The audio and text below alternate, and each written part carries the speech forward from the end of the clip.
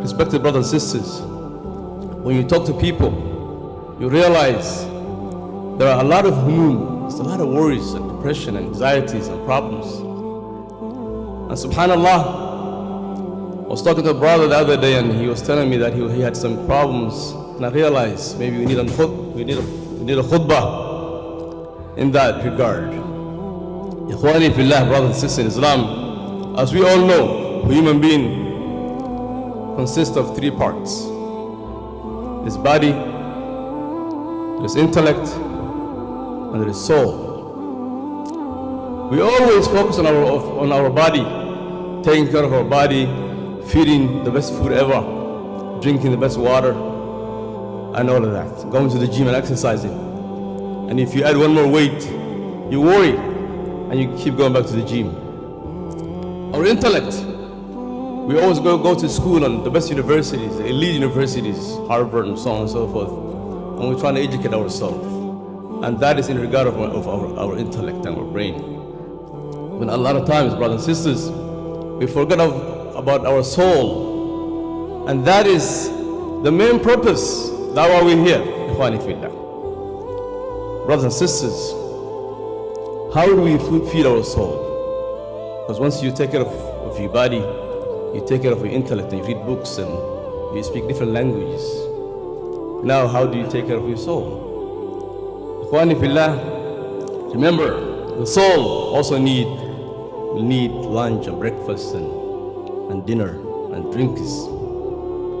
Allah subhanahu wa ta'ala said in the Quran, Surah Taha, وَمَنْ أَعْرَضَ عَنْ ذِكْرِي فَإِنَّ لَهُ مَعِيشَةً ضَنْكًا وَنَحْشُرُهُ يَوْمَ الْقِيَامَةِ أَعْمَى.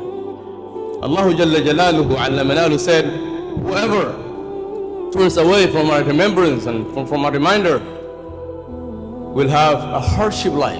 فَإِنَّ لَهُ مَعِيشَةً ضَنْكًا. Ikhwani fillah, brothers and sisters,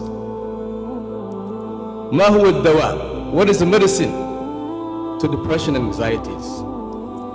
Ikhwani fillah, in this small khutbah, small talk, inshallah ta'ala, I'll try to summarize some points, inshallah ta'ala. Could be more. Inshallah ta'ala, the first point that I would like to make is, never forget the one who has chosen for you the problem, the calamity is Allah subhanahu wa ta'ala. So anytime you have a problem, think about Allah subhanahu wa ta'ala.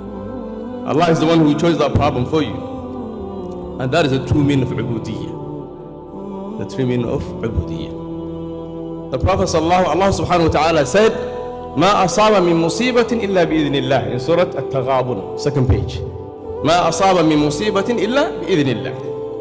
Allah said, no disaster strikes except by the permission of Allah subhanahu wa ta'ala. Once you know that, your problem will be relieved. So this came from Allah subhanahu wa ta'ala. The second point, brothers and sisters, is to remember that the one who has chosen this difficult for you is the most merciful. Allah subhanahu wa ta'ala, one of his names is Ar-Rahim, Ar-Rahman.